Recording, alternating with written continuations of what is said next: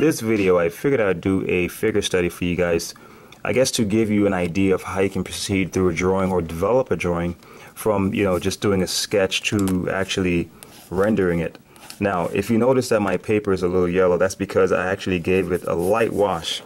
And I didn't use anything expensive. I just had my daughter's Crayola watercolor set here, and I just used a little flat brush and just gave it a little light wash.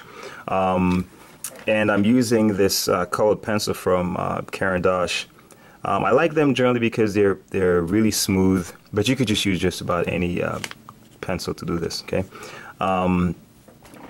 Now I did it on the toned paper, so you can get a feel of how, and it's something you can experiment with, because the thing is, it gives you the opportunity to lift the highlights either using an eraser, or you could use like a white charcoal or Conte, as this is. I think either using charcoal or color pencil or whatever, it may give you essentially the same effect. Okay, so it's just to show the highlights. It's generally a traditional practice where artists would use a toned or mid-tone paper and then do a drawing on top of that. So I could have made this blue or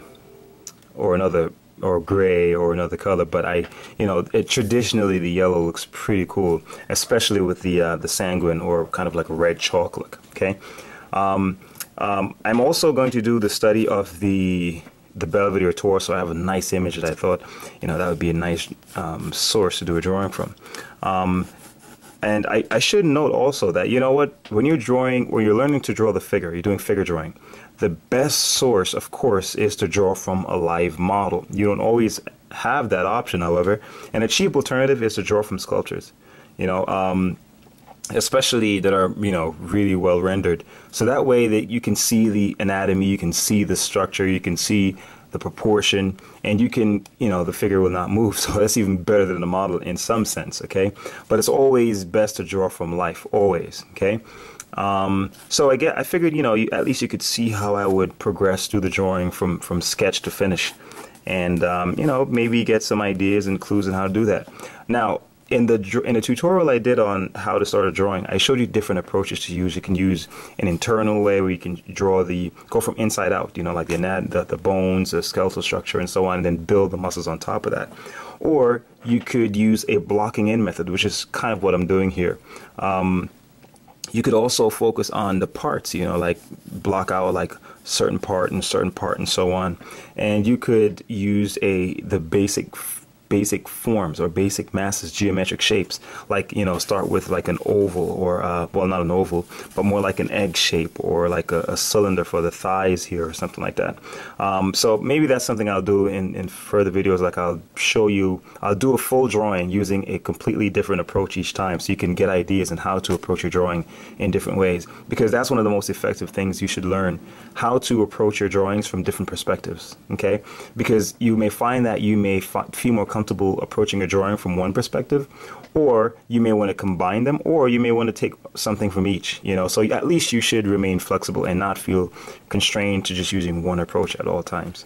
So hopefully you guys will get some tips from this and be able to apply something in your own work.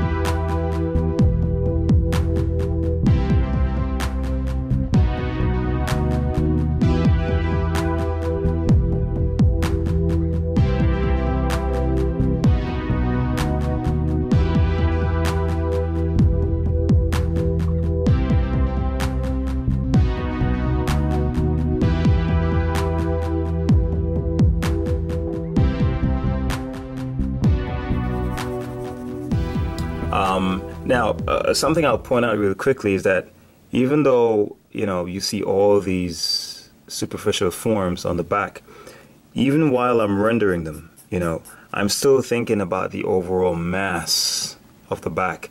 And see, like even this area, I'm thinking about this midsection, the entire mass at the waist, and not necessarily being carried away with just this little fatty deposit here, or, you know, the creases and so on. I'm thinking about the cylinder here. I'm still thinking about the cylinder here.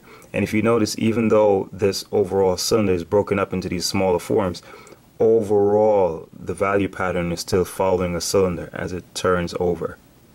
See that? Same thing here as it turns around. Same thing here. This is almost like a combination of like imagine like a part of a sphere, or a kind of an egg shape, and the light is the whole surface is getting lighter as it goes over towards where the area where the direct light is, which is somewhere around here. All right. So, you know, even though it's something as intricate as this, I'm still having those basic ideas in mind, and that's definitely the best approach to have as you approach drawing the figure. So, especially something as complex as the figure, it's very important to still remain very simple in your approach.